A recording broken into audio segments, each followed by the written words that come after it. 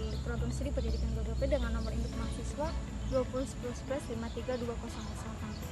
Nah, kali ini saya sedang berada di lingkungan sekolah SMA Negeri 1 Rantau, dan kali ini saya ingin mewawancari salah satu guru yang ada di SMA Negeri 1 Rantau ini untuk mewawancari tentang adiwiyata.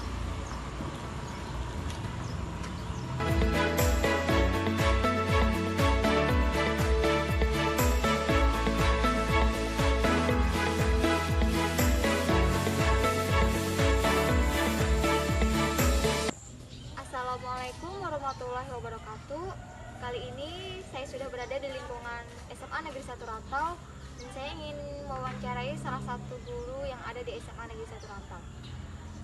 Langsung saja ke pertanyaan yang pertama. Apakah sekolah SMA Negeri 1 Rantau ini sudah menjadi sekolah adiwiyata, dan sejak kapan? Ya, alhamdulillah SMA 1 Rantau itu sudah menjadi sekolah adiwiyata itu sudah lama ya. Itu sejak tahun 2010 itu sudah kita mencanangkan menjadi sekolah adiwiyata. Mulai dari adiwiyata tingkat kabupaten, kemudian provinsi, nasional, dan sekarang akan ke nasional mandiri. Apakah visi dan misi sekolah SMA Negeri 1 Rantau ini sudah berwawasan lingkungan sekolah? Tentu sudah, karena memang kita sudah sekolah adiwiyata, pasti berwawasan lingkungan itu sudah menjadi visi dan misi SMA 1 Rantau. Apakah kurikulumnya itu di sekolah ini emang sudah berwawasan lingkungan juga, Bu? Kebetulan sudah, jadi semua mata pelajaran itu dikaitkan juga dengan lingkungan gitu. Misalnya kita pelajaran bahasa Indonesia gitu ya, bisa juga itu nanti belajar misalnya membaca puisi dengan tema lingkungan. Nah, jadi semuanya memang harus dikaitkan juga dengan lingkungan, karena tujuannya supaya anak-anak itu memang paham betul dengan lingkungan. Dan itu juga banyak ya, terutama pelajaran biologi itu pasti, geografi, agama, semuanya memang tidak terlepas dari lingkungan. Untuk pertanyaan yang selanjutnya, bagaimana upaya warga SMA Negeri 1 Rantau menjaga lingkungan agar tetap menjadi sekolah asli dan tetap menjadi predikat adiwiyata nasional mandiri di masa pandemi ini?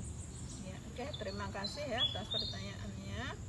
Yang pertama, alhamdulillah gitu ya, kami dari SMA 1 Rantau itu dari kepala sekolahnya, yang pertama kita rapat ya, bagaimana cara mengatasi supaya lingkungan kita itu tetap bagus. Nah, akhirnya ada kesepakatan bahwa kita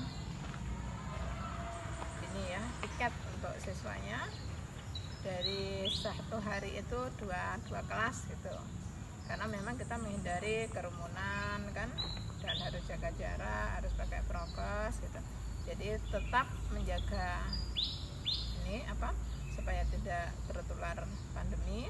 Jadi kita pakai prokes yang ketat, kemudian juga ini pakai piket tiap sehari itu ya, misalnya hari Senin itu kelas 10 IPA 1 dan kelas 11 IPA 1 misalnya gitu, diawasi oleh wali kelasnya.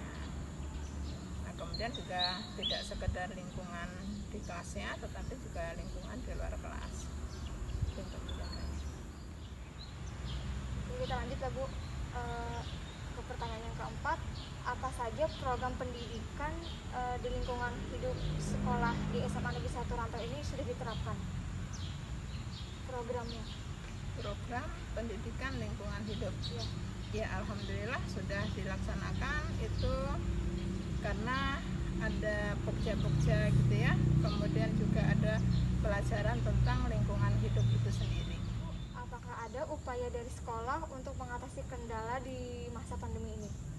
Ya, untuk mengatasi upaya supaya lingkungan kita tetap bagus, kalau yang dari sekolah sendiri itu kita piket ya, gurunya piket.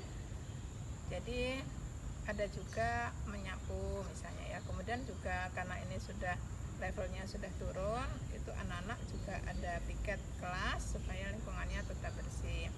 Itu yang pertama. Yang kedua, kita memaksimalkan tukang kebun ya, atau ini kebersihan itu dimaksimalkan untuk nyapu halaman kebun dan sebagainya. Itu kalau dari segi intern dari sekolah. Kemudian kalau keluar untuk binaan itu kita hanya mengirimkan contoh-contoh file saja ke sekolah-sekolah binaan, atau sekolah binaan kalau memang betul-betul memerlukan data itu bisa juga melalui WA misalnya, atau juga bisa datang langsung ke SMA 1 Rantau, atau kita kerjasama juga dengan DLH, karena DLH nanti memfasilitasi ya apa-apa kekurangan-kekurangan sebagai persiapan sekolah adiwiyata, terutama sekolah-sekolah yang memang belum masuk adiwiyata nasional. Dalam sekolah adiwiyata yang di SMA Negeri 1 Rantau ini, apakah ada kerjasama Bu dengan pihak lain, misalnya saja dengan dinas pendidikan ataupun dengan sekolah-sekolah lain? Ya, tentu kita kerjasama dengan dinas-dinas yang lain, juga dengan sekolah yang lain ya. Yang pertama itu adalah dengan dinas lingkungan hidup, itu pasti, karena memang yang namanya adiwiyata itu yang pengelolanya itu adalah dari dinas lingkungan hidup, kemudian juga dari provinsi ya, dinas pendidikan provinsi, juga dari kesehatan, karena lingkungan itu kan menyangkut pasti ya, lingkungan, kesehatan, kemudian tidak terlepas juga pendidikan itu sendiri. Kemudian apakah kerjasama dengan sekolah lain juga ya, karena memang sekolah SMA 1 Rantau itu kan SMA itu jadi ini adiwiyata mandiri, karena adiwiyata mandiri itu harus membina sekolah lain gitu. Jadi kemarin binaan kita itu SMA Binuang, kemudian SMA Salba, SMP Bungur, dan masih banyak ya SMP yang lain juga di bawah binaan SMA 1 Rantau.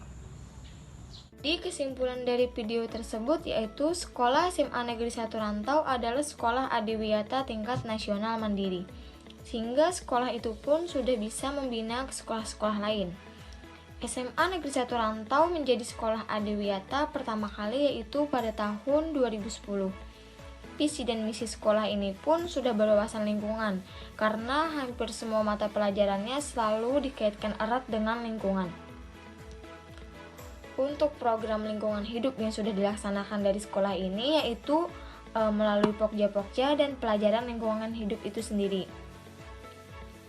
Sebagai sekolah adiwiyata tingkat nasional mandiri, tentunya ada kerjasama dengan dinas pendidikan, dinas lingkungan hidup, dan sekolah-sekolah lainnya agar program yang akan dilaksanakan tertata dengan semaksimal mungkin. Untuk bisa mempertahankan lingkungan sekolah agar tetap bersih dan asri pada masa pandemi ini, Sekolah SMA Negeri 1 Rantau tetap melaksanakan jadwal piket kelas bergilir untuk para siswa. Kemudian diimbangi dengan memaksimalkan tukang kebun untuk membersihkan lingkungan sekolah lainnya.